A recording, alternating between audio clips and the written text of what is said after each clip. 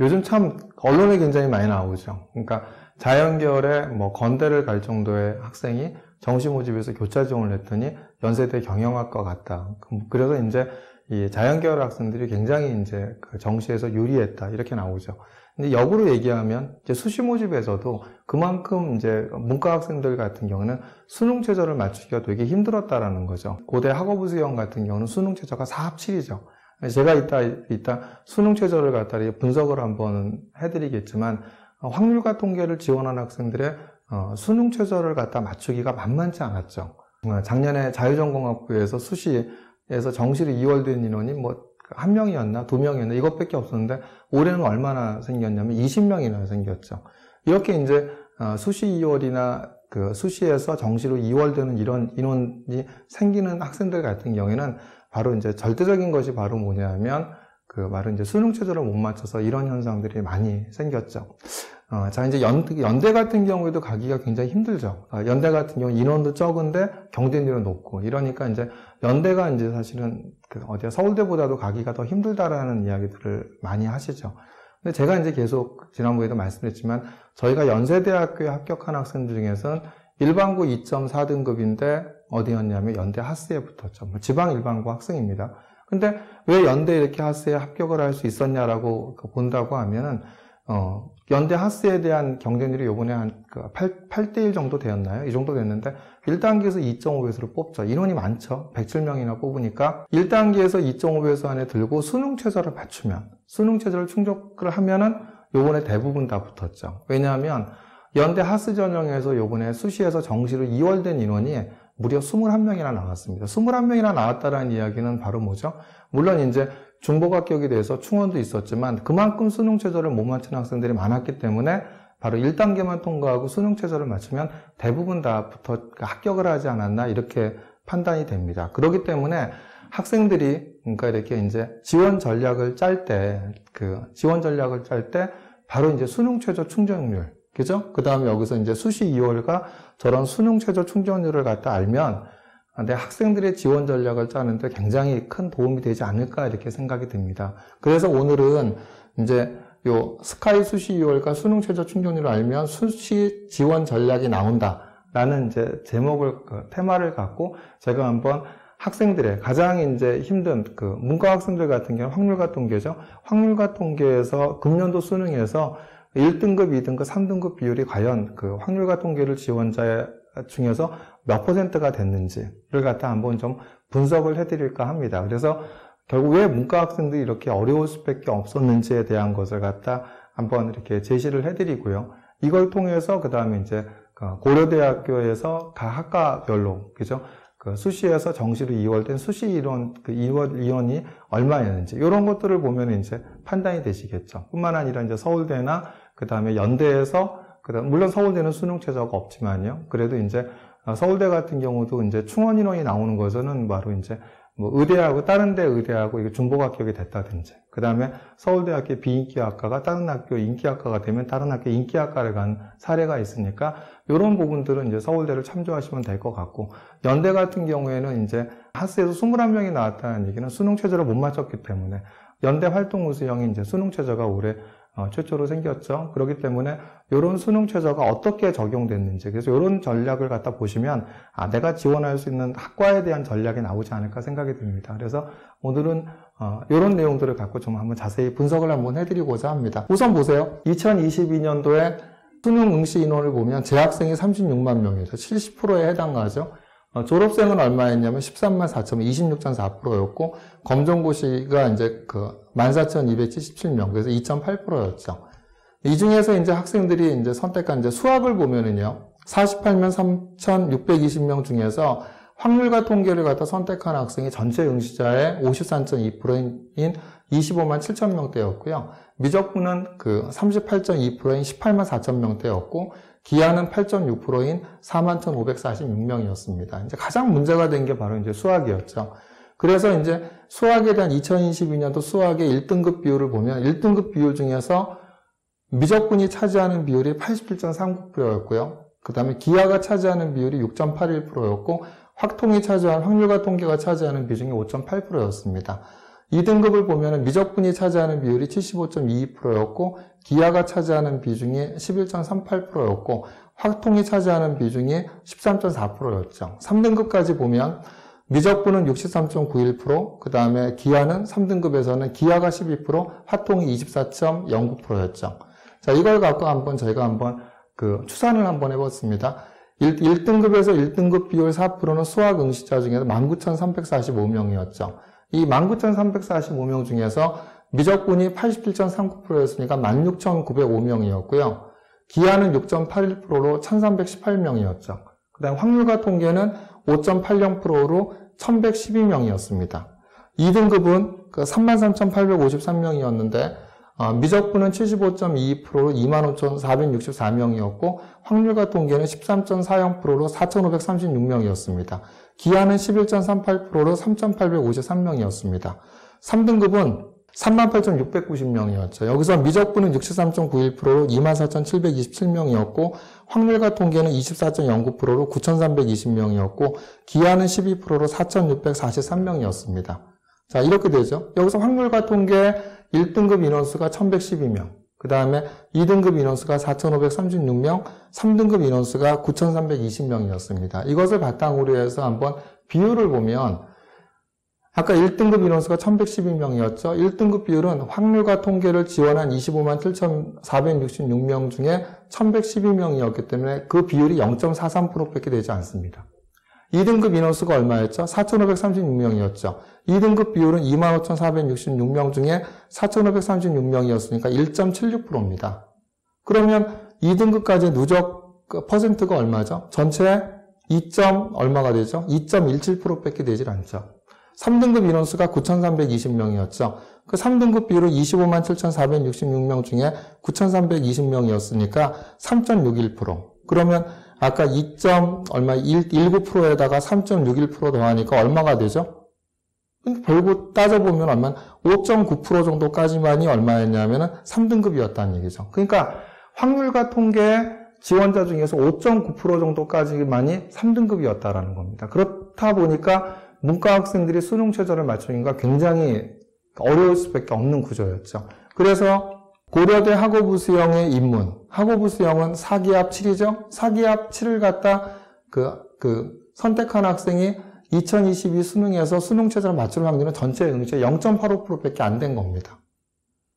그 다음에 이제 고대 학교 추천 입문 화통을 갖다 응시한 학생이 학교 추천 전형은 3기합 5였죠? 3기합 5에서는 1.77%죠. 근데 고대 학업부 입문이지만 화통 대신에 미적과 기하를 갖다 선택한 학생, 미적을 갖다 선택하고 기하를 선택하고 확률과 통계까지 넓혀봤더니 이런 경우에는 얼마 4기합 7이라 하더라도 3.89%까지 이게 확대가 되죠. 그러니까 사실 문과 학생들도 확률과 통계를 갖다 지원하는 것보다 미적분을 갖다 하면 수능 응시 과목으로 지원한 경우가 훨씬 더 수능 최저를 맞추는데 유리했다라는 어떤 결과가 나오는 거죠.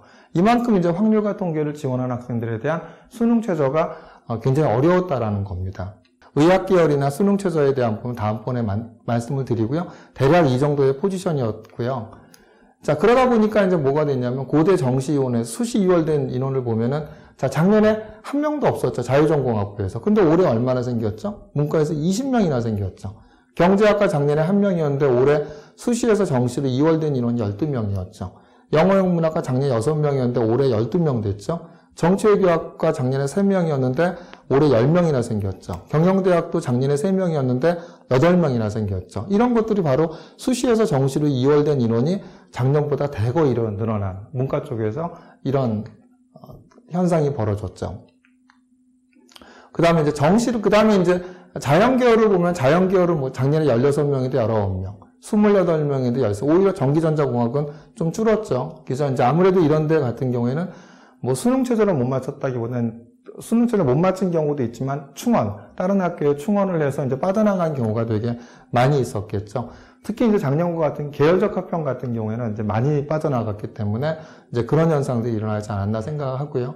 그죠? 대략 그래도 이제 이렇게 자연계열 쪽을 보면 작년에 비해서 대거 늘어나다 이런 게 없죠. 오히려 줄어든 케이스도 있고 마이너스 15, 마이너스 이렇게 줄어든 경우도 있죠. 그러니까 사실 수능 최저를 맞추는 데에서 자연계열쪽은 큰 문제가 없었다. 근데 이제 큰 데미지를 받은 데는 바로 어디였죠? 인문계열 쪽이었죠. 문과 쪽이었죠. 이런 결과를 냈죠. 그럼 근데 서울대는 이제 아무래도 서울대 수시 2월.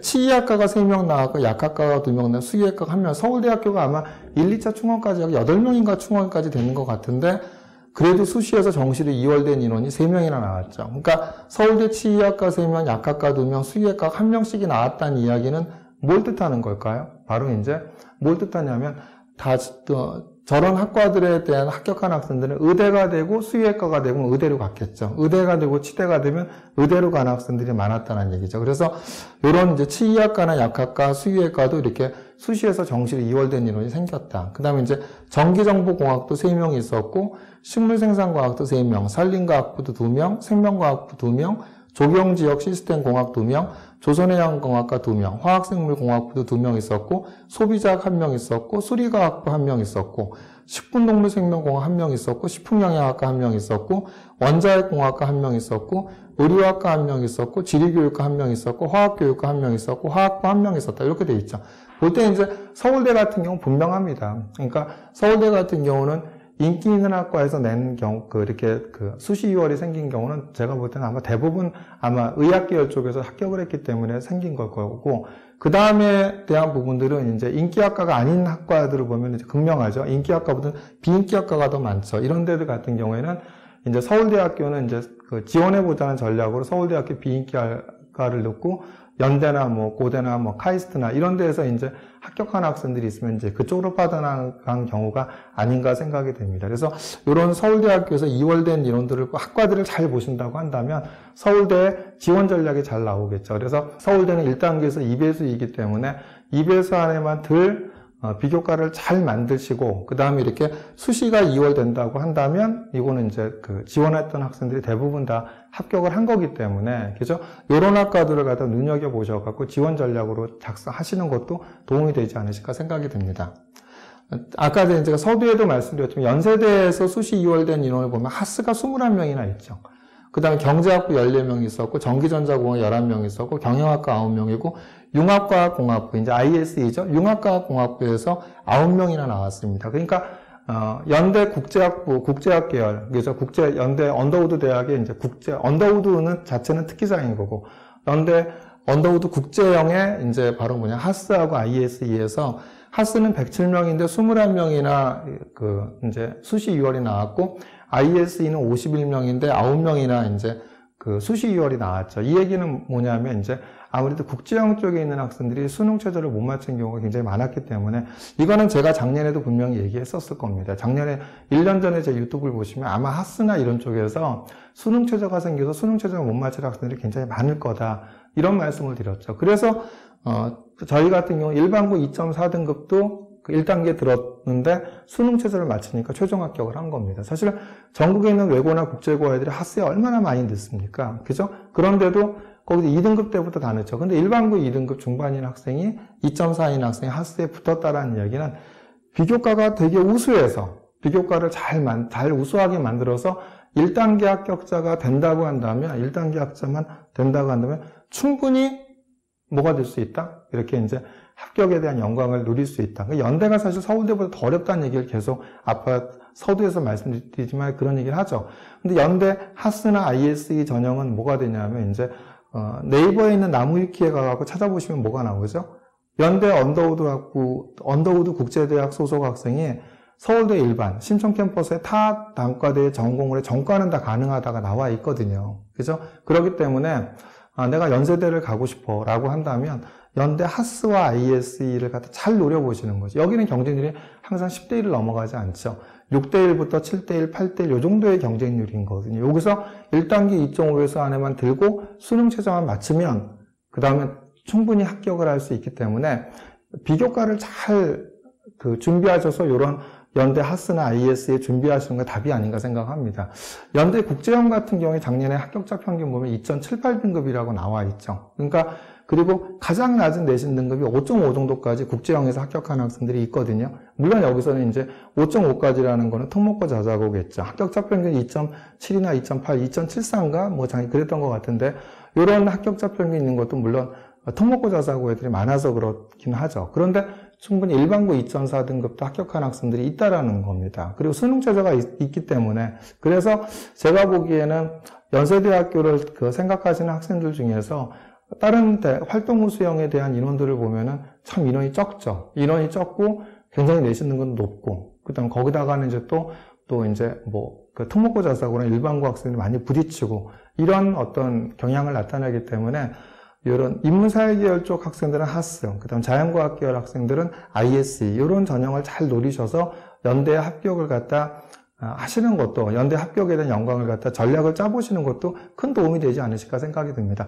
그래서 제일 중요한 것은 뭐냐면 1단계 내신에 대한 것이 어떻죠? 내신보다는 비교과에 대한 융합과학공학부, 융합인문사회과학부 이러기 때문에 이런 어떤 국제형에 맞춘 이렇게 이제 비교과를 잘 맞추신다고 한다면 저희가 일반고 2.4 등급도 붙였다고 얘기했죠. 저희 같은 경우는 작년에 연세대학교의 지방자사고의 4.59 등급인 학생도 이럴 때 이렇게 1차에 합격한 사례가 있었거든요. 1차 합격하고 수능 최저만 맞추면 대부분 합격을 하기 때문에 그러니까 이런 비교과를 잘 준비하셔서 하신다고 한다면 연대 하스와 IS에 지원해 보실 만한 것도 되지 않나 이렇게 생각이 듭니다. 그래서 이런 것들이 바로 제가 볼 때는 전략이라고 생각을 합니다. 그래서 이제 수능 최저를 못 맞춰서라도 있고 그 다음에 이제 다른 학교로 충원 때문에 생긴 어떤 이제 이렇게 학과들이 생겼죠. 그래서 이런 학과들을 갖다 잘 살피셔서 지원 전략을 짜신다고 한다면 반드시 나의 내신과 나의 비교과로 내가 어디를 노리는 것이 가장 적절한 지원 전략인지가